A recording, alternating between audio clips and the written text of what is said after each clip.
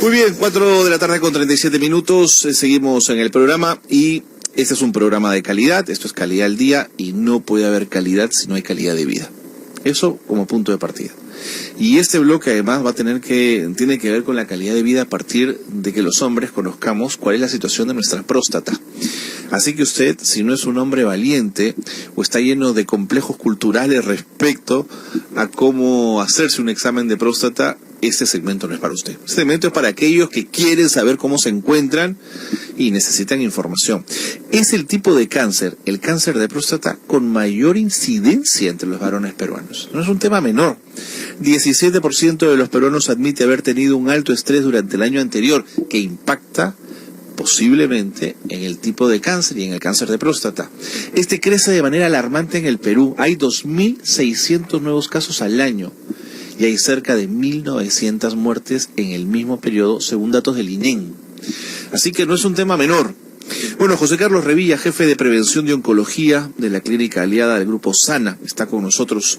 Él es oncólogo clínico y vamos a conversar con él de la necesidad de mirar este asunto con detalle. Bienvenido, doctor Revilla, gracias por estar con nosotros. Buenas tardes, Carlos. Un gusto para mí estar frente a ti y hablar un poco y educar un poco a tus radioyentes sobre esta enfermedad cada vez más frecuente entre nosotros. ¿Por qué los hombres le tenemos tanto miedo a saber cómo está nuestra próstata?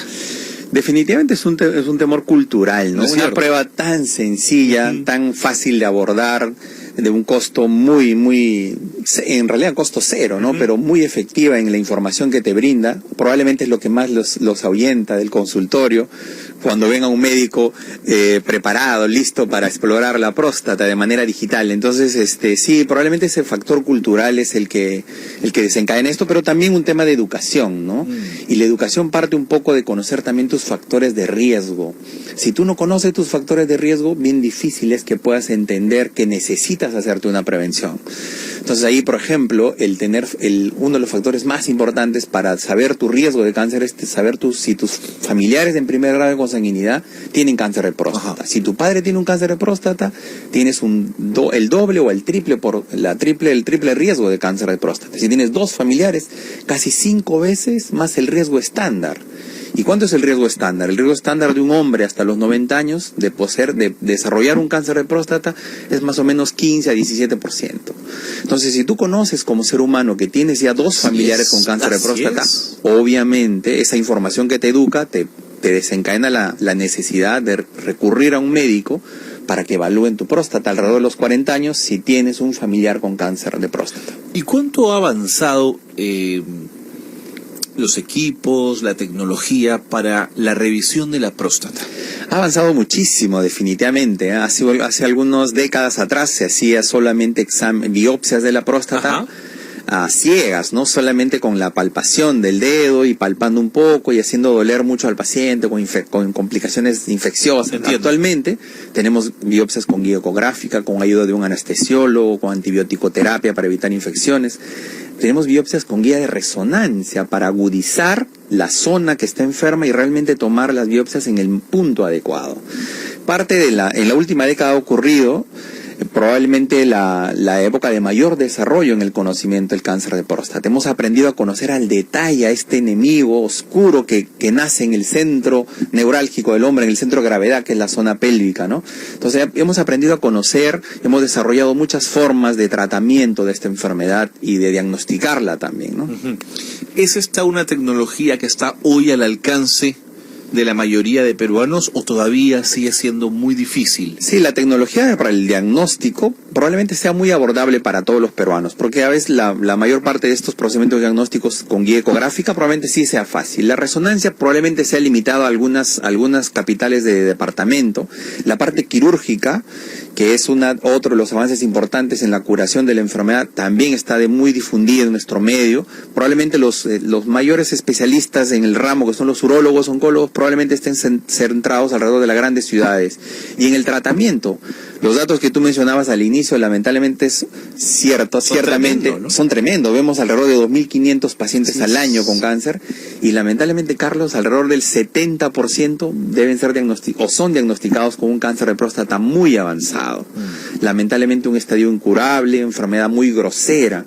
Entonces ahí también ha habido una serie de avances a partir de este conocimiento de la enfermedad que por suerte retrasan el inicio de quimioterapia, brindando mucho beneficio al paciente con tabletas que intentan yugular el combustible que utiliza estas células neoplásicas para su crecimiento, que es la testosterona en este caso, ¿no? Entonces hemos tenido muchos avances que están teniendo éxito en sobrevida del paciente, con calidad de vida, y que sí, por suerte, con acceso en algunos estratos de seguros, correcto, pero también el Estado a partir de la... el Plan Esperanza es una idea fantástica. A partir de esta iniciativa gubernamental, pues está dando acceso a estos pacientes para estas nuevas formas. Esa ha sido una muy buena iniciativa.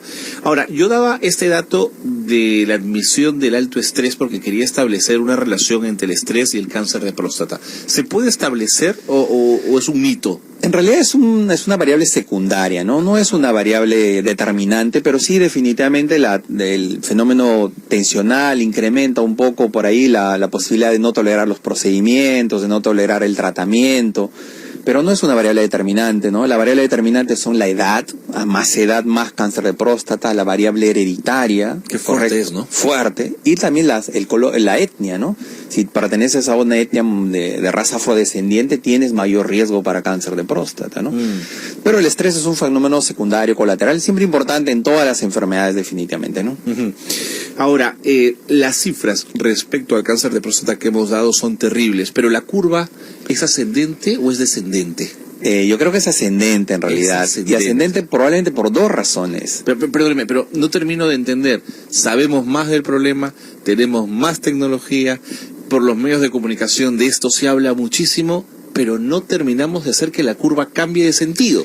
No, lamentablemente en nuestras realidades, por el pobre acceso a salud, por ejemplo, te comento, hay 5 departamentos que han sido catalogados por el Ministerio de Salud como catastróficos en salud oncológica. No, Amazonas, Apurímac, San Martín. O sea, que no te dé cáncer ahí. No hay forma de tener acceso a nada, ningún servicio oncológico. Entonces, lamentablemente eso hace que las cifras que veamos siempre estén en ascenso, y lamentablemente siempre en ascenso en estadios clínicos 4.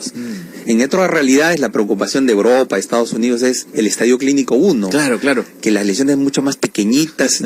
En nosotros, no, la preocupación es el estadio clínico 4, aquel paciente que tiene con un 9.000 de PSA llegan a los hospitales. Pero en términos de salud pública es mucho más caro para un país enfrentar un nivel 4 que un nivel 1. 1000 veces más caro, definitivamente, ¿no? El estadio clínico 1 o 2 se curan eminentemente con cirugía o radioterapia. Así es. En cambio, el estadio clínico 4 ya te requieres una serie de variables, de especialidades médicas, de expertise hospitalario, de fármacos, que obviamente lo hacen, sin temor a equivocarme, unas 50 veces más caro, ¿no? De acuerdo.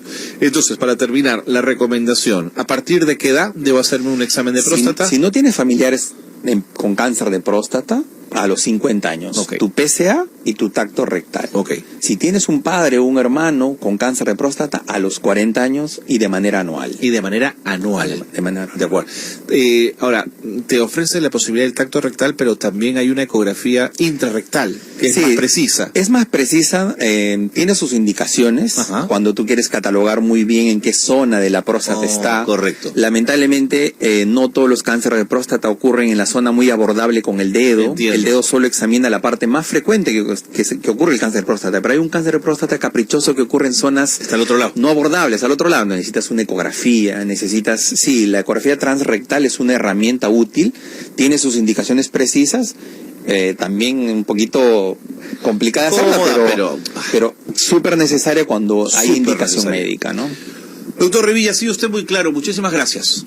De verdad, que nos ha ayudado a entender este problema, y hay que perderle el miedo y dejarse de tonteras. Esto no va a significar que uno es diferente, ¿no es cierto? Que uno puede hacerse su examen y él va a salir igual que como entró del examen de próstata. Muchísimas gracias. Seguro que sí, Carlos, un gusto. Hemos estado con el doctor José Carlos Revilla, jefe de prevención de oncología de la clínica aliada del grupo Sana. Pausa y volvemos.